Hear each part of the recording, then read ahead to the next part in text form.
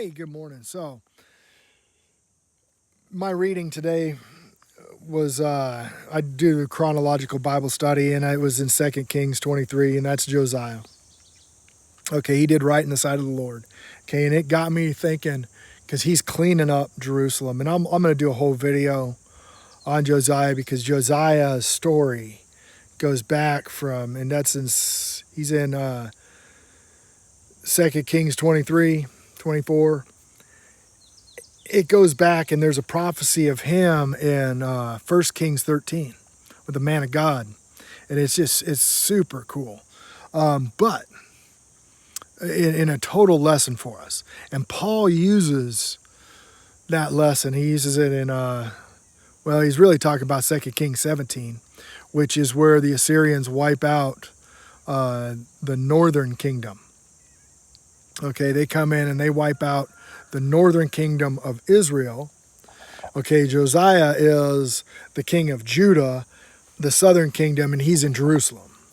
Okay, so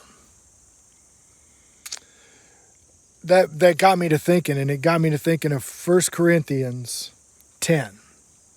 Okay, 1 Corinthians 10, Paul writes to the Corinthians. Okay, so these are Greek converts. Okay, and the Greek converts are all going to be former people who worshipped in the way of the heathen. They had the pagan altars and all the things. So they were dealing with that as they were cleaning up. Okay, so. And we know the four things out of Acts 15 that they weren't supposed to do. They weren't supposed to, nothing strangled, nothing of blood, no sexual immorality. It didn't. Anyhow, so there was four things they needed to stop doing. And 1 Kings 10 or 1 Corinthians 10 kind of talks about all that. But now, how he uses it as an example. He's using the Old Testament as an example. Moreover, brethren, I would not have you be ignorant, how all our fathers were under the cloud and passed through the sea. Now, do you notice how Paul includes them in the story of Moses? Okay?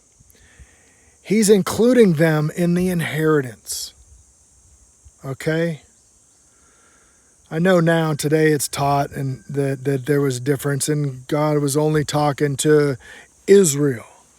Okay? That's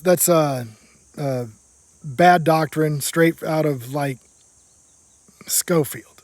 It's just contaminated the entire church. Okay? And all were baptized into Moses in the cloud and the sea. That's verse 2. And did eat all the same spiritual meat. And they all drink the same spiritual drink, for they drank that spiritual rock that followed them. That rock was the Messiah. Okay? That's 1 Corinthians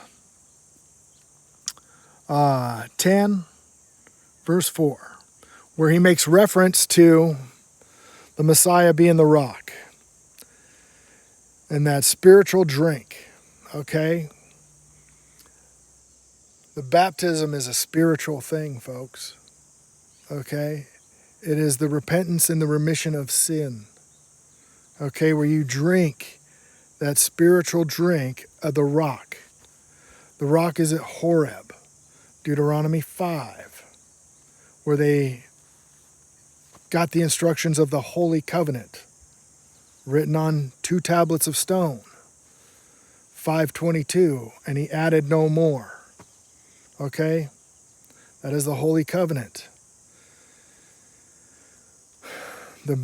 Where he's going with this is to not get caught up in idolatry.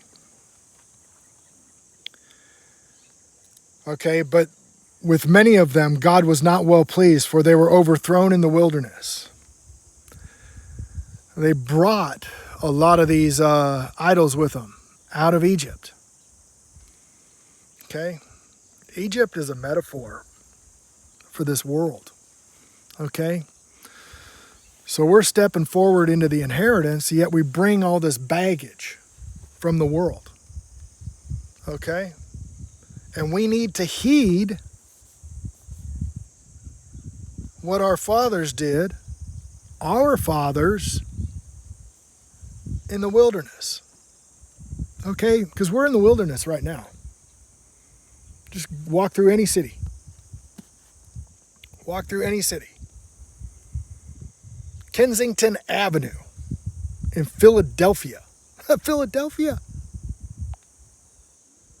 The city of brotherly love.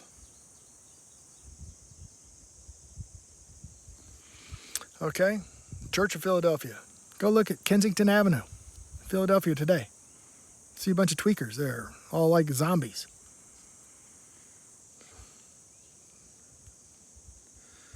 And it all stems Romans 1. Idols. Idolatry. Idolatry first.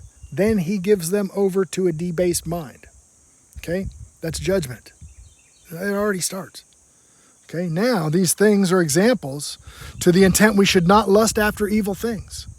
Also they lusted. Neither shall we be idolaters, as some of them, as it is written, people sat down to eat and drink and rose up to play. Okay?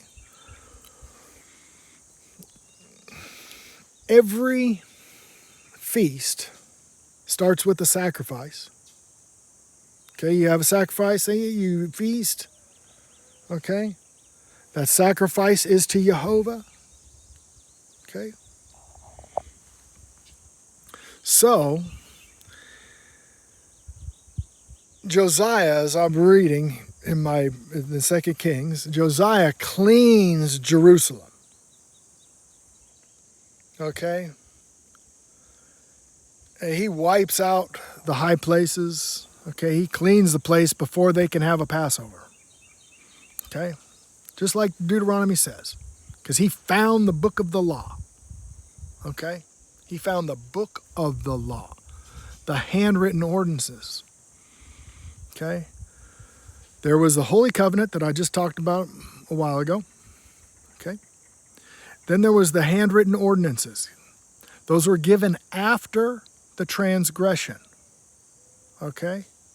After the transgression. That's Galatians 3:19. Paul explains that. Okay? It's also explained in Deuteronomy, where the handwritten ordinances were placed beside the Ark of the Covenant, because the Holy Covenant is inside the Ark, which is a metaphor for our hearts. Okay, that's supposed to be our heart. Okay? So he's warning the people here to not go fall into that idolatry. Do not bring that stuff out. Okay, in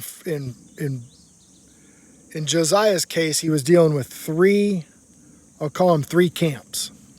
Okay? He had the high priest in Jerusalem. His name was Hezekiah. And they were doing the maintenance on the temple because the temple had been been polluted. Okay? And no maintenance had been done. It had fallen in disrepair. So they're repairing the temple. They're cleaning the high places out. I mean, burning the groves.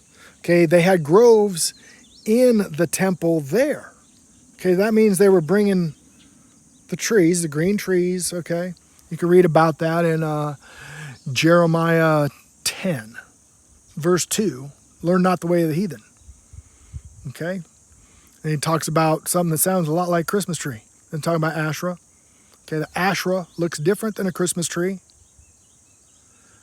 And an obelisk, like we have in Washington, D.C., or they have in Egypt, that they've moved to the Vatican.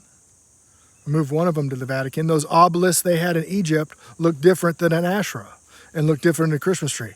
They're all the same thing. They all symbolize the same thing. Okay, it's a Nimrod's phallus. Okay? So in Northern Europe, kind of where our traditions of Christmas come from, celebrating the winter solstice, they just went and got a tree and decorated it with silver and gold. Okay, brought it in, put candles on it. Okay, so they did a little different thing in Assyria than they do in the pagans in Scandinavia. A little different, okay, or Austria. You know, the Germanic tribes and them had a little different deal. Okay, all pagan. All root back to the same place. Okay, so now, this is a known thing. Okay, so he's warning the Corinthians. Just imagine living in a town where all over are temples where pagan sacrifices are going on all the time. You grew up with it. That's a normal deal, you know. How you don't mix that in with what you got going. Okay? He goes on to say, this is verse 21, "Ye cannot drink of the cup of the Lord and the cup of devils. Ye can be not partakers of the Lord's table and the table of devils." Do we provoke the Lord to jealousy? Are we stronger than he? No, no, no. 1 John 5 ends, okay? Towards the end it says, what is the sin unto death? Then it ends the book of John. It ends the book of 1 John with saying, children, you know, do not take up idols, or something like that. Children do not, you know, get involved in idolatry.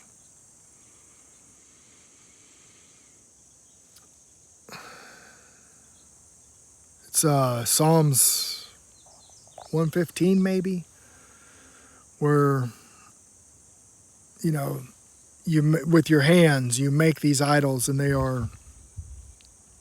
cannot see, and they cannot hear, and they cannot speak. Neither can they move, nor can they save you. Okay? And you will become just like your idols, which is saying you'll be deaf, dumb, and blind, just like your idols. They make you deaf and dumb. And then you're given over to a debased mind. That looks different for some people. Some people, they go full tilt. Don't know gender dysphoria. You know? So sad. And then some people just don't quite get it, and, you know, it looks a little different. But it's all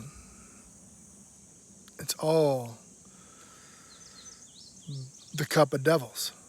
Okay? If you're involved in Saturnalia, celebrating the winter solstice, or celebrating the equinox with rabbits that lay eggs, it's all wicked. You say, we're celebrating the resurrection. Well, you're trying to mix the profane, trying to mix an abomination with the holy. Okay, he has one he's called Passover. It's rendered on the 14th day of the first month. Okay, the first month in that time was in the spring. Okay, and on the 14th day, you did Passover. Not outside the place where he puts his name. Okay? Josiah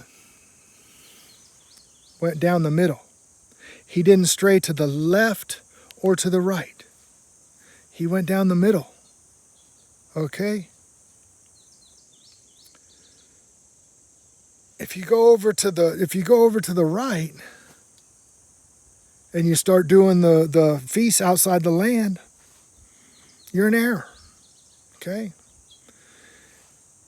If you go to the left and you do things however you want, and the Easter celebration is reckoned by the equinox, 40 days after the equinox. They call it Lent. Okay? Book of Jeremiah calls it weeping for Tammuz. 40 days of weeping for Tammuz.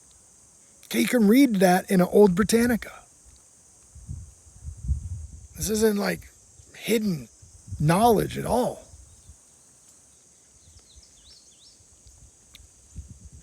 The church used syncretism to pull people in. You're not pulling people in. You're separating yourself from Jehovah. You ain't pulling anybody in. You're pulling them into wickedness. You're pulling them into the cup of devils. Wake up, folks. Wake up.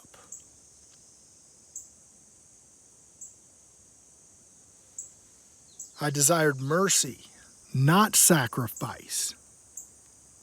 Go find out what that meaneth. That's right out of Matthew 9.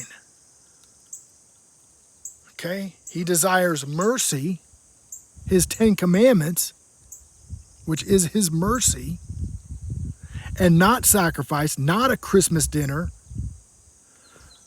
My family, when I was a little kid, I didn't like it, but it was somewhere passed down that they did oyster stew on Christmas Eve. Oyster stew's unclean. Okay? Unclean. And then a ham on Easter. Unclean.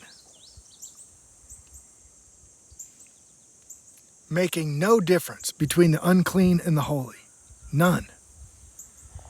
I think that's Ezekiel 20 maybe. 22, something like that.